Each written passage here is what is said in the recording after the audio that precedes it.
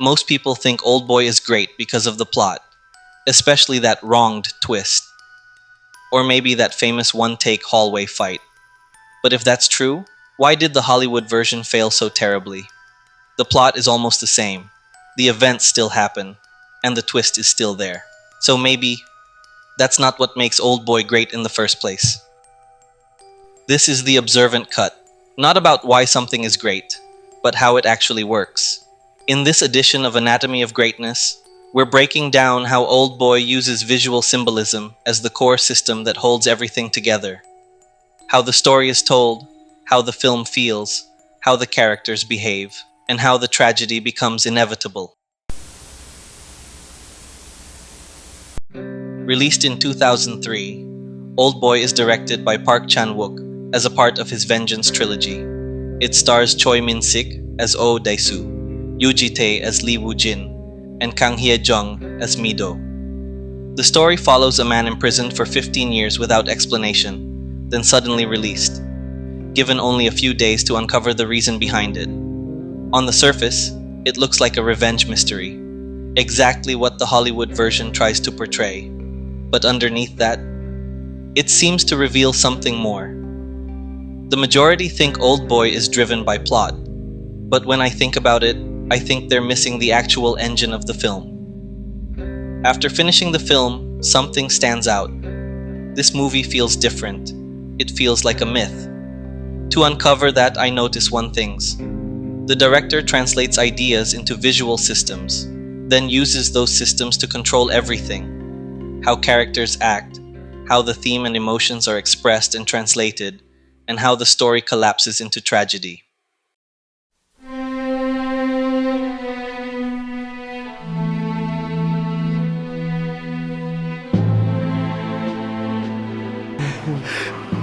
내가요 아무리 짐승만도 못한 놈이어도요 살 권리 있는 거 아닌가요?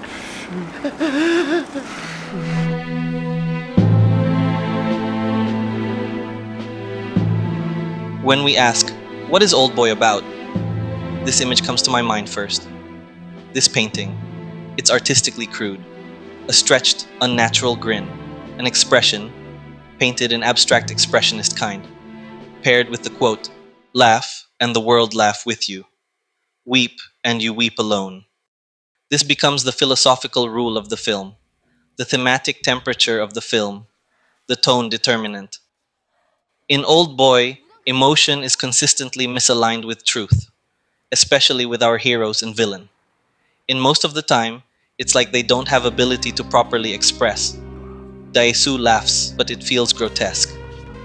Woo-jin smiles, but it hides trauma. Both of them are emotionally distorted. Both of them are no longer fully human. And that's the core idea. Oldboy is about becoming a monster. Not physically, but emotionally. A being that can still function, speak, live, but whose internal state is completely broken. This idea extends into many aspects of the film. The tone is dark, gritty, dominated by dirty reds and greens. Almost like a straight translation of the painting. This extended more in several key scenes. Dae-soo eats the octopus alive. He lets those suicide happens behind his back. And all the violence act that happens throughout the film.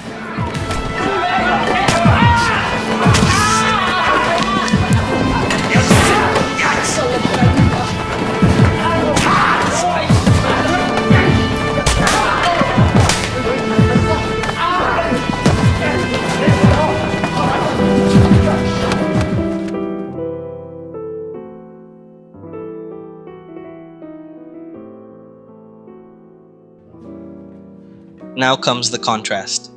As I mentioned before, everything in the movies feels dark, twisted, and malicious. Except one thing. Early in the film, in the drunken state that he is, Dae-soo bought an angel wings for his daughter. A simple gesture, but symbolically deliberate.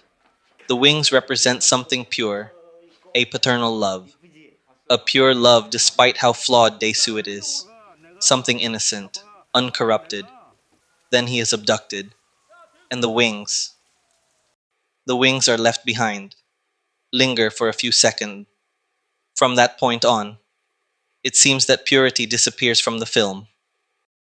Then, around early middle point of the film, Mido appear, with such clean and pure demeanor, portraying in her gesture and white kimono. It feels like this character gives a little bit of sunshine in this dark, gritty, violent drama. Her demeanor, soft, open, almost childlike, emotionally transparent. Even in extreme moments, like the octopus scene, she shows no judgment. She appears almost untouched by the world. It's as if the wings return not as an object, but as a person, pure. Because in Old Boy, every character carries malice. Daesu, Woojin, the prison owner, everyone, except her. When I rewatched the movies again, I noticed one thing. Daesu's relationship with Mido is not purely romantic. It feels paternal. Mido is obedient, naive, following him around everywhere. And this description by Daesu fitted Mido character perfectly. 미도가 누구냐? 이따 잘 웃네. Vice versa. Daesu treat her like a father, treat her daughter. Slightly distant but protective and caring. On the side note, this is where the Hollywood version fails. Elizabeth Olsen portraying of Mido make the loss on the fragility of her character. In the original, Kang Hye-jung carries a kind of emotional softness, a sense of vulnerability that makes Mido feel unprotected. In the remake, that quality is reduced, and without that purity, the later corruption has no weight. Because Mido isn't just a character. She is the last remaining piece of innocence in the film, and once that is destroyed, there is nothing left to save. So, what the film does is extremely cruel. It reintroduces purity without us even realized, only for us to watch it spoiled viciously. Then comes the turning point. When Daesu finally sleeps with Mido. This isn't just a plot event. Something feels different, even in Woojin as the villain. In this moment, it can be said that Woojin is forcefully to look into his abyss, and the abyss stare back to him. Daesu committed the sin that he committed. Woojin saw Daesu becoming the monster that he is. Without Daesu, and us as the viewer, even knowing.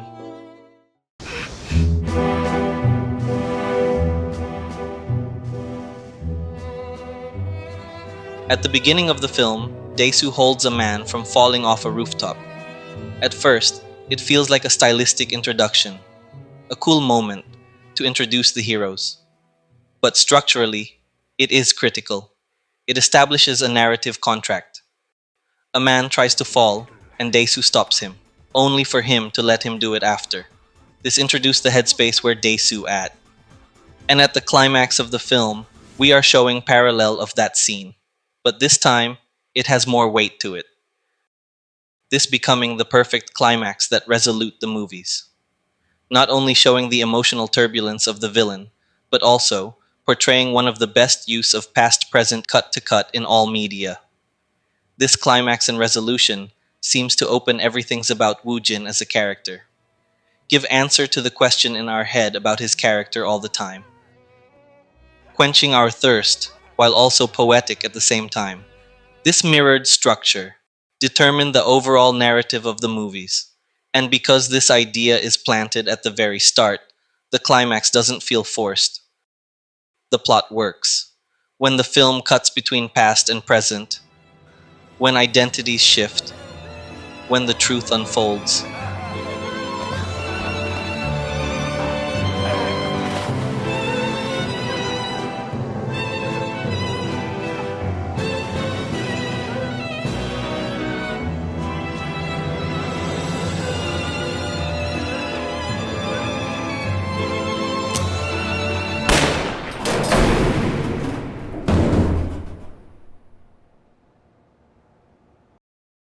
Oldboy is great because every element of it, theme, character, and narrative is built on the same underlying system. 3 premises that translated into visual cue, only then translated into the overall aspect of the film. The painting creates the holistic tonality of the world. The angel wings give such contrast only for us to watch it destroy completely. Then the fall visual narrative cue wrapped it all into one cohesive, twisted story. The Anatomy of Greatness is a series where we break down how great works are actually constructed, not just the emotion they create, but the mechanism behind it. So, subscribe and leave a like in the video if you enjoy our essay and analysis. Definitely, more will comes.